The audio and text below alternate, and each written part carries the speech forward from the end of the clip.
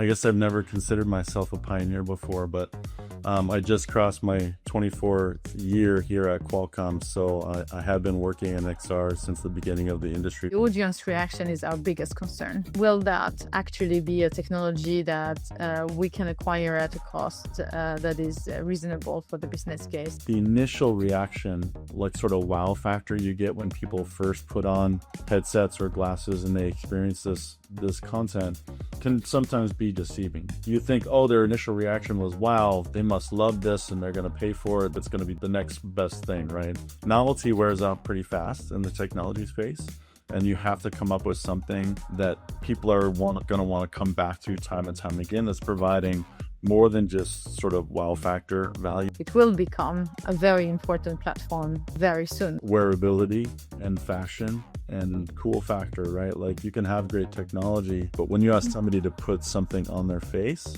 that's a very personal decision. People care what that looks like and feels like. I think we probably need to acknowledge that we need to put AI in a very special category. This is like a category that you put in like the Industrial Revolution and electricity and the internet, right? There's so much transformational power with the AI revolution that's coming. At the end of the day, again, we're an enabler. We do believe that specifically glasses are the perfect form factor for deployment of AI at scale. Think about how early we are in that cycle right now. And if it's that good today, where is it going to be 10 years from now? It's quite mind-blowing. If you had to pitch a reality TV show about your job, what would it be called? The Swedes. The Swedes? Yeah, the Swedes. I mean, I just thought of a really bad play on words. I'll say it anyway because I've committed now, but a Swedo, maybe. That could be a happy medium. I think Swedo Island is the best.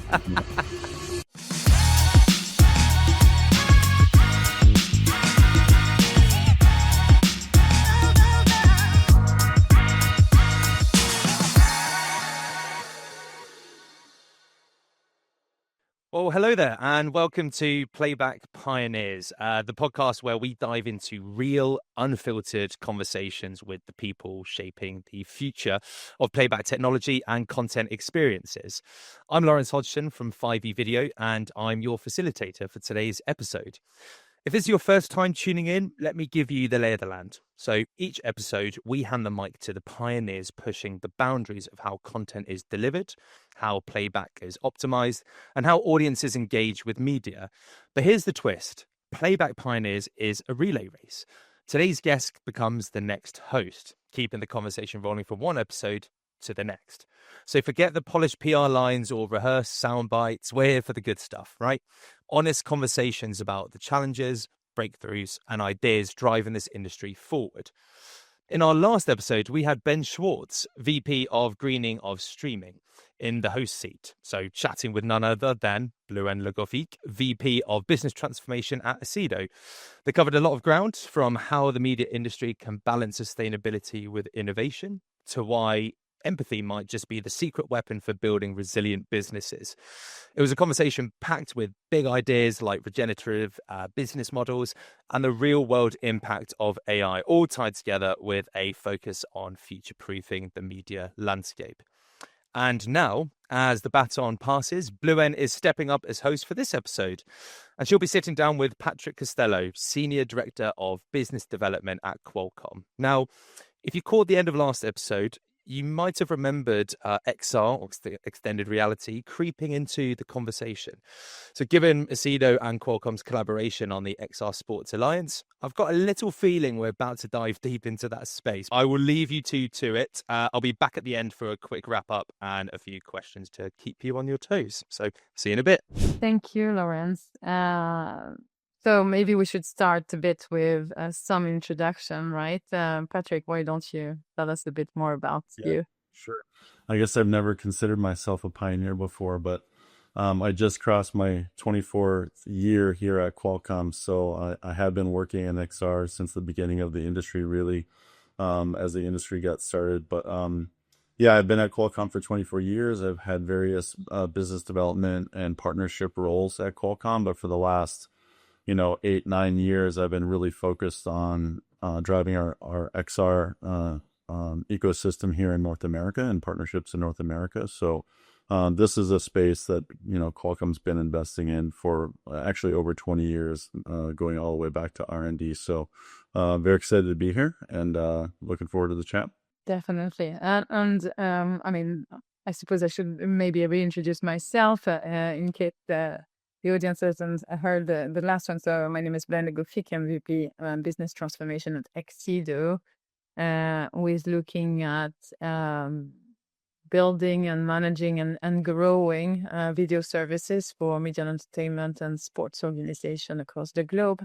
The topic for today is, that's why it's close to my heart, is because I've been 13 years working in this industry, and it's quite impressive that the amount of change that has happened in the last 13 years. Now, I'm sure that maybe other industries are potentially developing faster, but I do think that we have seen several waves of transformation, technology when cloud came in, many others in monetization and in sustainability. But the reason why I was really looking forward, Patrick, to have you today on this podcast is because Qualcomm has been this massive company that I think has a unique approach to industry change, that is really not only taking part of driving technology and innovation, but also having this kind of mandate to really nudge the industry to come together and think about what is the opportunity and help defining it. That's the topic for today. So I felt that this was, no one better than you from a partnership and business development standpoint can talk about nudging the ecosystem, I think. Maybe we can start a bit by making a transition with the last episode, and where Ben asked me the question, will immersive media be driven by gaming, or does traditional media have a role? We know that there is a technology coming in. We know that immersive experiences is there. Do you feel that media is prone for being changed and impacted by this new technology?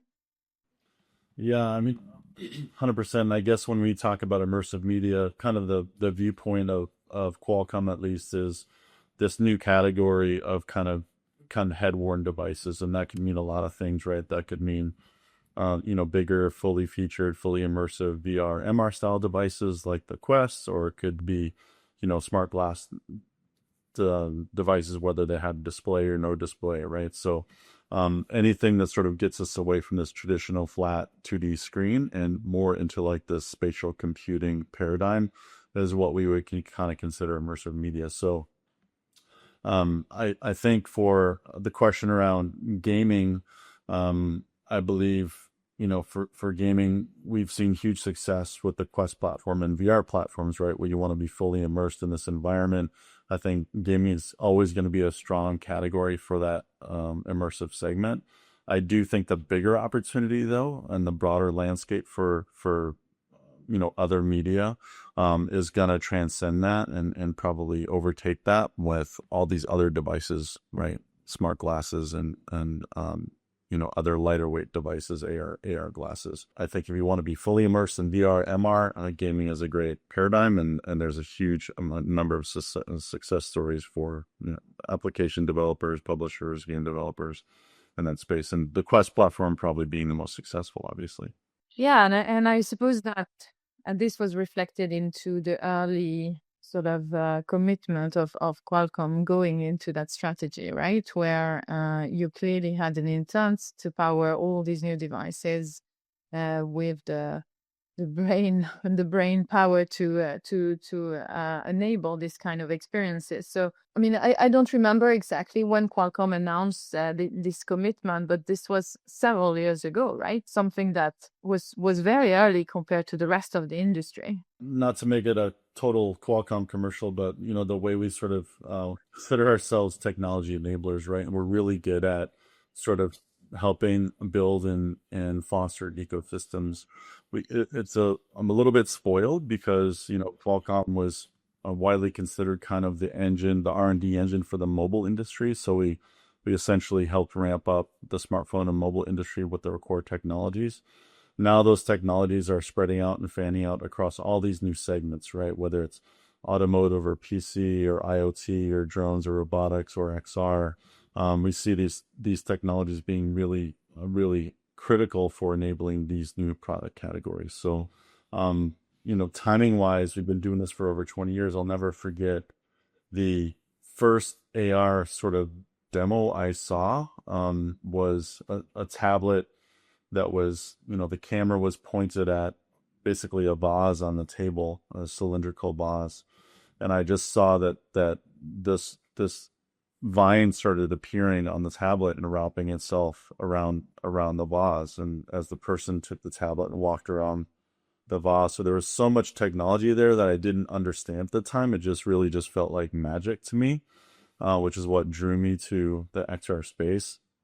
And the more I learned about the technology, the more I realized that this really has, game-changing, world-changing applications. So, fast forward now, we have Qualcomm has, a huge organization stood up, a dedicated business unit for XR. We have a dedicated, chipset roadmap that addresses all category segments of the device space, from MR devices, VR devices, smart glasses, and fully immersive AR glasses, every category and every segment. So we're investing, and the way we sort of enable the industry is we put our silicon, our software platforms, reference design, reference platforms, ecosystem initiatives out there for the ecosystem to use and to tap into. Our viewpoint is that we want a really healthy, horizontal, sort of deep ecosystem, competing and collaborating to advance the market in the space.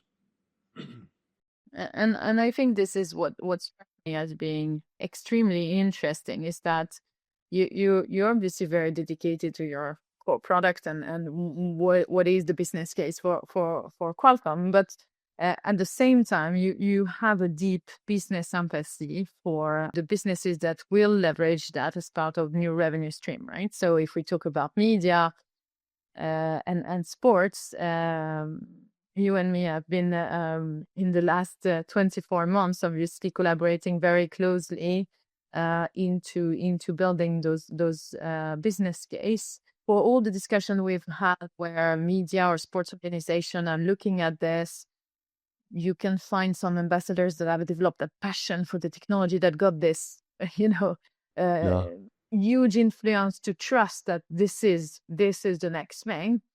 But they still need to navigate, investment decision. They still need to navigate how do we prioritize this business decision over another one, and so on. So now that we've done that many, many, many times to actually engage your companies on this difficult chicken and egg situation, should I wait? Should I start testing the technology knowing I don't really know how to make a business case yet out of it because it's a use case that needs to be developed? When is the good time to actually start? What is your approach? How do you build empathy for that? And how do you guide them then? Yeah, kind of like I said before, I think we have a little bit of a unique position in that when we come in and we're espousing a new technology movement, and we show that Qualcomm is investing in a big way in this thing called spatial computing or immersive or XR, it gives many people a sense of, okay, well, if they're doing it and they're investing in the long term, then it's probably something that is going to be there, right, as a real market in the future. So, but not every size company can invest, obviously. Very few companies have the ability to invest the time, the resources, the commitment over the long haul, to really, be market makers. So this is why, having a collective ecosystem work together, all size companies, all different types of companies, OEMs, ISVs, IHVs, software companies, operators, all working together for the benefit of the ecosystem. And then our job is really just to make our technologies available and lower the barrier of entry and do these ecosystem initiatives like the XR Sports Alliance, right? Where the full burden of jumping in and investing doesn't come down so hard on each individual company. They know that as the market develops and we have wins and we have losses and we have 2 steps forward and 1 step back, this is the natural progression of how these markets develop, that they're not in it alone and they don't have to shoulder all the burden and investment of experimenting on their own. So the Accedo Sports Alliance is a great example because this is a collection of companies that are coming together, like-minded companies that are passionate about the space, that are passionate about enabling spatial computing XR within the sports vertical. So having a really robust cross-section and diverse group of companies, whether it's leagues, teams, global telecom operators, technology providers like Qualcomm, platform providers come together and tackle the hardest challenges and discuss what's holding back market adoption and acceleration, and then doing experiments and learning from those experiments, and slowly but surely advancing the ball down the field. We feel like those kind of initiatives will pay dividends for everyone as we go through the process. I'm looking at the immersive innovation as I've been looking at other attempts to actually nudge the industry into a different direction. What struck me here is that I'm not sure to which point, and I'm just asking your personal viewpoint on this, just as a discussion, but I'm not sure how much here if the audience reaction is our biggest concern. And as a collective of companies, right, between technology vendors, the sports companies, the sports bodies, and media organization, I have a feeling that it feels that because it's an entire new ecosystem, right, from content production to delivery, it almost feels like the barrier of entry is less about would the audience accept or want this. It's more will that actually be a technology that we can acquire at a cost that is reasonable for the business case and so on. What's your view? Is the audience actually a big question mark when you discuss with the different entities? I think it's one of those interesting variables because the one thing about XR and immersive, if you've been in this for a while, is that the initial reaction, right, and the initial sort of wow factor you get when people first put on headsets or glasses and they experience this content can sometimes be deceiving because you think, oh, their initial reaction was, wow, they must love this and they're going to pay for it. And they're going to, it's going to be the next best thing, right? But, I think novelty wears out pretty fast in the technology space, and you have to come up with something that people are going to want to come back to time and time again, that's providing more than just sort of wow factor value. It actually is sustainable and something that provides, an incremental value in their overall experience going forward. So there can be a little bit of a head fake moment when people first get into these headsets, because you think, oh, that's it, we cracked the code, they love it, and let's go.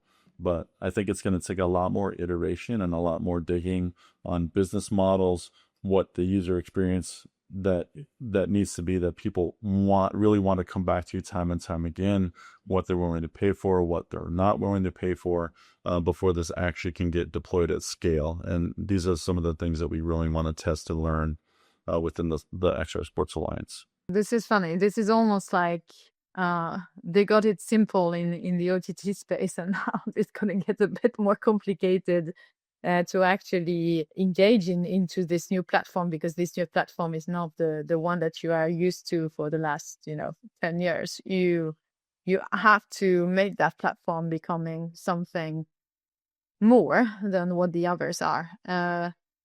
But For eventually, we're all convinced that this is just, no, it's not just, but it will become a very important platform very soon. I mean, I've tested the latest XRL glasses and so on. We're getting very close to having something that is very mainstream, I would say, and especially for the sports content. Yeah, and the other variable that we've really never had to consider before is wearability and fashion and cool factor, right? Like you can have great technology, but most of these smartphones look exactly the same, right? We're all consuming media in essentially the same way, all these smartphones. But when you ask somebody to put something on their face, that's a very personal decision, right? Especially when you're doing it in a social environment with other people around. So, there's just new variables that the industry has to consider. Like, and these are variables that, I really applaud the effort that Meta did with Ray-Ban, right? Because they took an existing form factor, blah, blah, blah, they integrated technology into it, and they understood that it needs to be, lightweight and fashionable and something that people want to put in their face. So, these are just new variables that the technology industry traditionally hasn't had to really, put that much consideration into. But when you put something on your face, people care what that looks like and feels like. Wearing glasses since I was 3 years old. I would definitely agree to that. So let's say, okay, so we have been getting for quite some time the signs that this could become a tremendous sort of evolution for the media and entertainment, becoming a new platform, which frankly so hasn't happened since mobile came in. There is a huge opportunity, obviously, but it's not that simple. It's not just about carrying the content into that new platform. There is a question mark of actually is this even a new audience that you would actually attract, and is there a new proposition that you should create? Do you think this is the relationship between vendor and customers is blurring a bit? Is there in a sense a different relationship that is being installed when you're looking at something that is really the next generation? Does the relationship change between those different, like both sides of the fence? And do you feel that this is actually a different way of working between companies when we're looking at something that is the common opportunities to create, to nudge, to be first into that new opportunity? Yeah, and I guess in one sense, the way I would think about it is that, we're asking probably the consumer, the customer, to buy into a much more personalized experience, right? If you're putting, again, going back to the technology in your face, some of these technologies have things like, biometric sensors and eye tracking. And, there's a lot, I think, more data that's being used to create a very contextual and personalized experience for the consumer. So those lines are being blurred, in that I think the industry needs to do a good job of making sure the customer is aware and the consumer is aware that we're using this technology to provide an optimal experience for them when it comes to sports viewing or sports experiences. So, this is just a much more personal sort of technology, right, than I think looking at something on your phone or looking at something on your TV. So that's a threshold that's going to need to be crossed in a delicate and sensitive and consumer friendly way. Oh, okay. So I never thought about it that way. So do like a sort of a shared accountability to whatever is being built, right? Everyone as part of the supply chain needs to be thinking about the accountability of what is it that we're delivering as a very personal and consumer experience, and what is our responsibility in this? Yeah, I think so, because at the end of the day, if you don't have basic trust between the provider and the consumers, then I think the market's never going to take off. So trust is like table stakes in my view. So if you haven't built that trust with consumer, that this experience we're enabling with these new technologies can be trusted, then I think then the market will never achieve escape velocity. That's my opinion. Yeah. To transition a bit to I think the other big topic into the industry transformation, which is AI. I think Qualcomm has followed exactly the same path as they have done for Immersive, right? If they decided to commit to empowering devices to be able to compute AI model and how to actually support those new experiences that are not only demanding, I'm guessing from an immersive perspective, but also from a personalization perspective and everything related to those aspects. So is that a good understanding of Qualcomm viewpoint, which is like they are sitting side by side and they are definitely a combination of how do they think about the future of the experience? Yeah, I think we probably need to acknowledge that we need to put AI in a very special category. Like I think about it like in terms of, hey, not like this is like a category that you put in like the Industrial Revolution and electricity and the internet, right? There's so much transformational power with the AI revolution that's coming. At the end of the day, again, we're an enabler, and we do believe that specifically glasses are the perfect form factor for deployment of AI at scale, because you can have a hands-free, multimodal, fully contextual, private experience with glasses. If you think about the glasses paradigm, right, we have kind of world-facing cameras, which are effectively environmental sensors, collecting data. You have biometric sensors, things like I mentioned, like eye tracking, collecting data from the person. So you're matching environmental awareness with user awareness. And then you have kind of the AI is almost the OS of this all-day wearable device that's providing these, kind of personal assistant agentic, experiences for the user. So it's going to be completely transformational.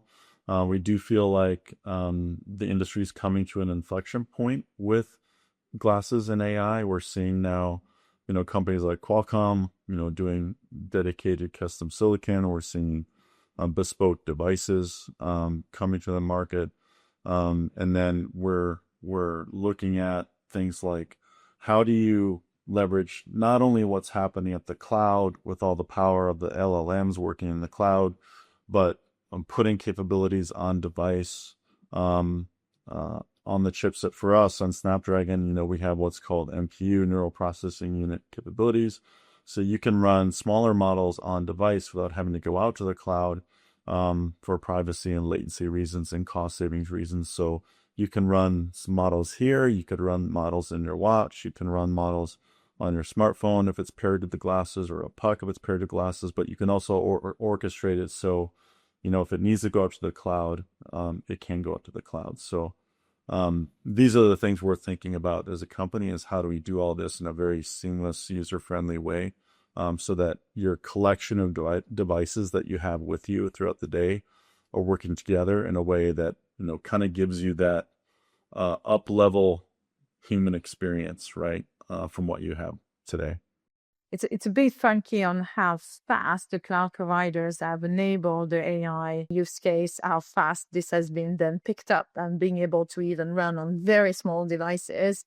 But at the same time, while how unready we are still in some cases with the data strategy, right? I think there is a bit of the architecture of streaming services versus the architecture of the AI use case. It's just two different feeling of a gap in technology acceleration. So I think it's I can see that the industry is moving. I mean, AWS and a lot of the vendors are obviously thinking about this, right? How do we make that possible at scale? You're enabling this on the devices. The cloud providers aim to simplify, of course, access to the right data strategy. I think it's going to be an interesting, even short-term agenda, which is usually, I'm not used to talk about short-term things. I'm usually more at the 3-5 years, but in this case, feels very soon. The sort of, I guess, natural tension between, pushing the edge of innovation and sort of like breaking stuff and then reevaluating and then pushing it a little bit further, is I think the natural, in a competitive landscape, it's the natural way of things. Tying it back to sports a little bit, I mean, and the Sports Alliance again, I was just shown a video yesterday from Lucy, your colleague at Accedo, where that sort of integrated stats platform in a video. So it was a video of a soccer match, and it used AI to essentially have the user can have a conversation within the client, and hey, who performed best in the soccer match today, right? And just using that voice input to call out and integrate with stats perform and AI to have more of a conversational answer to that question, right? And some of the conversational models out there today are quite amazing.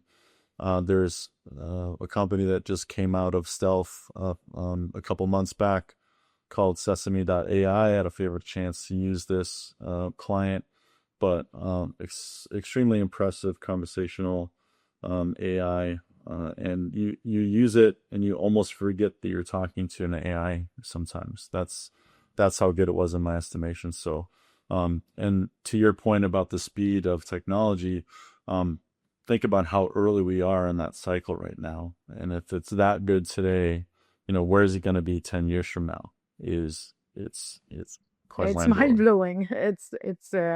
I don't think we are used to be that transformative. At least that's clearly it's difficult for us still to picture this, I think, which is making that even more interesting. I feel, again, talking about maybe the empathy of this industry that we're growing for our respective businesses, where I feel that we are capable a bit of now going into a bit of a more sharing mode and collaborative mode than we used to have, because I think you certainly cannot be alone in that transformation with AI, right? Yeah, I think with AI, I think the question of if has already been answered. It's not if, it's like when and how, right? And everyone is wrestling with those questions of when and how. And even to some extent, the when question has been answered. Like people are they know they need to start, and they're diving in. And it's really come down to how is this going to benefit my business? How is this going to benefit my customers? How do I make my business more efficient? How do I add value to my customers using AI? So everyone, I think, is going through that experimentation now. I think the good thing of it is that, and maybe we should thank OpenAI for this, but frankly, it hasn't been. It has created, I feel, a similar wow factor that we have seen with Immersive, but with a constant update on a monthly basis, right? Where you feel like, okay, yet another level of what I would have imagined, and you can be I think the friction to creating your own use case is so low that it sort of brings creativity from everyone. And I think sometimes this is a bit the challenge that we're seeing in other areas, where you have to invest in having the right skills in order for you to be able to experiment, which is what an alliance like Xpar Sports Alliance is trying to overcome, right? To prevent that. People with great ideas cannot be just stuck because it's difficult to implement. But eventually AI in this case seems to have really opened the doors for everyone to be exciting about this on a continuous basis. Yeah, and in your specifically, the pseudo space, you're video experts, right? And so much of what you see out there is AI generated video, right? So how you guys are planning for this disruption, and vis-a-vis your clients, and the supplemental videos or the adjacent videos, or how you do production, I'm sure is quite a task for your. Yeah, I don't have a good answer to this just yet. So I hope we can come back to this podcast and put a point with me having a constructive answer. But what I can tell you is that we need to be able to prepare for this. And I think the first step is really about figuring out this 12 to 24 month strategy to be able to pop all these initiatives and connect them in a sense that make that is actually smart. I think that's where we are, I think, working on from our perspective, is really this, marketplace of use cases, AI agents, and I don't need to use the buzzwords of today's, but I think it's very much about how will you be able to scale. Suddenly it's not 1-2 use case, it's going to be way more, but you need to be equipped for that. So one thing's for sure, it's an interesting time to be alive, and it's an interesting time to be in our industry. I would agree with that. I didn't imagine that we would be having that much of innovation, I would say. So for anyone who has got bored, I think it's at the end of Right. it, clearly. But thank you very much, Patrick, for being with me and sharing a bit of your insights on how you and of course Qualcomm has been leading sort of an industry change and nudging and partnering with the overall ecosystem to advance on our immersive and AI objectives. So looking forward to hear your next podcast. I really appreciate the invitation, and the role modeling on the hosting. So I guess it's my turn next time. So Wow. XR Sports Alliance, new tech movements, conversational AI, chicken and egg. I mean, wow, what a fantastic discussion around how these new ecosystems pose or are posing various challenges, right? Opportunity in the OTT streaming space and beyond. So, from content production to delivery, particularly enjoyed how explorative and collaborative this alliance is, right? Patrick, you mentioned about how it's about breaking the mold of how tech can provide an optimal experience whilst also going about it in a more personal way. So it's where companies can come together to learn together, right? And participate in things like test deployments or exchanging feedback with one another. Equally, Bleuenn, love the way how you phrased it. It's almost like chicken and egg, right? It's a real shift of mindset, right? How do we deploy this kind of transformational tech at scale before understanding what the business case is, what the impact on the audience would be, and so on. So I think, as you both alluded to, the industry is increasingly becoming more collaborative. So whether it's about facilitating knowledge gathering or investing in tech advancement to drive this adoption of next gen viewing experiences, I suppose, as you both said, it's about not being left behind, right? So without it sounding too much like a revolution, but join the alliance, I think I would say. But look, before we do sign off, we like to end each episode with a bit of a curveball, right? So it's a quick fire round to get to know our guests a little bit differently. So don't jump out your seats. You'll be okay. So let's kick off. Bleuenn, favorite sporting icon and why? Oh, that's totally unfair. Knowing Patrick is here, and he clearly will discover that I don't know anything about sports. Okay, I would go for Gautier, who is the national coach of the rugbyman team in France, who has have had a strong opinion on the rugby strategy of the French flair for a long time, and became national coach, and has been since then really impressively driving this team to success. So yeah. I think that's a good answer. I mean, for me, it's probably just the glasses for me. I think that really make it for him. But no, good answer, Patrick. What about yourself? Well, I have no idea who that person is, being an American, but I'm sure that he's deserving. I'm going to give a pretty, probably what would be a typical answer here. I grew up, in the 80s and 90s, and I was never really a huge basketball fan, but Michael Jordan was just a phenomenal athlete to watch, take over the NBA. And the things he could do physically were magical. And, he was, basically the biggest star the NBA had ever seen when I was a kid. And that left a huge impression on me and set me up to be a basketball fan for life. So I'll send Knuckle Jordan. Amazing. I think I've heard of him. His name rings a bell. So I suppose another question, if you could time travel, right, to any moment in media or tech history to witness it firsthand, where would you go? Oh my God. I mean, this is much worse than the previous Is it? task. New host. No, it is not okay. What is this? Like after sports, the thing that I'm less aware of is the technology history. So, okay. So, I mean, I've been working for a company for the last 13 years, and Accedo, and I would be curious of the first investor meeting and how did they pitch the transformation of media 20 years ago. So, yeah, maybe going back to that time. This sounds very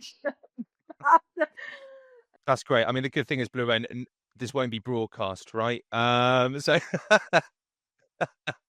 Hey, you get to keep your job. You're a good corporate. Exactly. yeah. I'm good at that. You know what, I kind of have I don't know why this popped in my head, but not many people know that Qualcomm was actually one of the first companies to create an actual smartphone that combined a cellular phone with like a Palm Pilot device.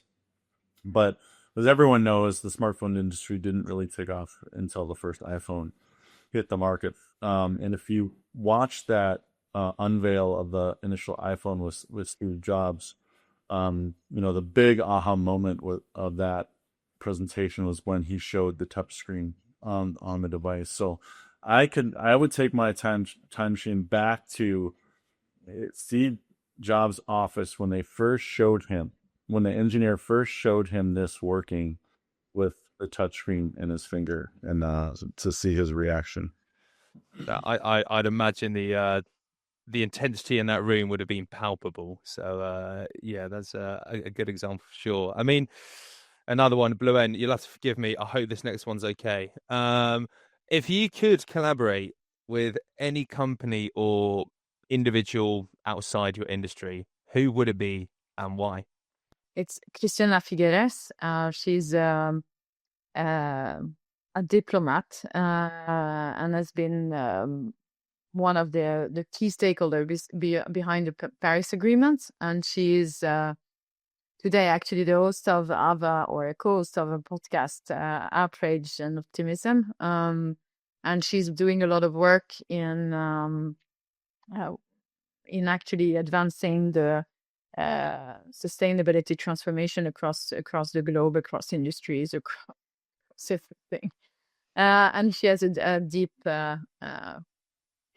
human empathy for both governments but also companies. So yeah, that would be a person that I would love to convince to hear about her idea of how can we accelerate things and partner up with her on doing that. For sure. I really like that. I think the key word there, empathy, I think is going to be from both sides of the discussion, right? That's the thing that's going to be driving those discussions forward. So yeah, it's a really nice example, Bleuenn. What about you, Patrick? Even though I had a bunch of time to think about it during Bleuenn's answer, I probably don't have a good answer here, just because, again, Qualcomm's in the fortunate position. We've kind of been able to work with so many amazing partners. And off the top of my head, like we've worked with NASA, we worked with teams like Manchester United and everyone in between. So very fortunate to be able to really, everyone kind of picks up our phone call right now, but nothing pops into mind, because I feel like we're already blessed to be able to work with everyone. I think you nicely dodged the question there by mentioning NASA, so you've done very well there, Patrick. I think last question maybe. So I'll give you some more time to think about this one. But if you had to pitch a reality TV show about your job, what would it be called? The Swedes. The Swedes? Yeah, the Swedes. I mean, I think everyone in the industry that I've met is always a bit, I mean, our two co-founders are Swedish, right? And there's a bit of a mystery or a bit of a narrative around, I mean, we have of course, much less Swedish people in our company than any other national tool. But somehow this became, the narrative around Accedo as well, and representing us quite a lot. And there's a bit of a mystery and a non-understanding of who are those Swedes, right? The sarcastic approach, a bit of a weird mix between English and Vikings. It's like so I would say that to maintain the interest, right? I would call that the Swedes. I mean, I just thought of a really bad play on words. I'll say it anyway because I've committed now. But a Swedo, maybe. That could be a happy medium. But maybe we should move on swiftly to Patrick. What would your answer be? I guess my funny answer would be expense reports, welcome to my nightmare. But my real answer would probably be like the project. I've seen and been involved in so many cool projects where we work so far in advance with partners to enable new technologies and new products. Again, like the Mars rover on with NASA to anything. We've done projects with NASCAR at a Phoenix Raceway. So there's always just these cool, amazing things we're working on with partners. And I think giving behind the scenes glimpses and looks into how these things come together amongst these companies would be a pretty compelling watch, actually. So I'd tune in for that. I was going to say, I'll certainly be tuning into both of these shows. Yeah. So thank you both for your answers. You can breathe now. The quick fire questions are over. I think Swedo Island is the best. I'm meeting Michael and Frederick tomorrow. I think this is something that needs to be definitely included into our narrative. So I'll get that idea across. Excellent. Look, I'm available. I can fly over to all locations. We'll get this off the ground. Bring all our equipment with us. We'll make it happen. Well, look, Patrick, you've got the baton next as host. So I know you've got some exciting guests lined up. But Bleuenn, what's one question you'd love to throw forward for Patrick's guest? Here is one that I don't think is an easy answer. So that's really setting this next person for a delighted answer. Maybe why would you not invest in AI right now? Why would you not invest in AI right now? That will be a tricky answer. I'm glad I don't have to answer that. You get to ask that question, not answer it. So I'm excited. Exactly. So I apologize. I can. You'll have to tell me who's next, and I can reach out and say sorry. Here's dance. We'll have to see if my guest gets the answer right then. Yeah. It's Judgment Day. Yeah, there's a strict assessment criteria, and if they blow it, then that's it. Episode over. Look, Bleuenn, Patrick, thoroughly enjoyed being a part of this conversation. Thank you so much for joining us today, and we look forward to speaking again soon. Thanks, Laurence.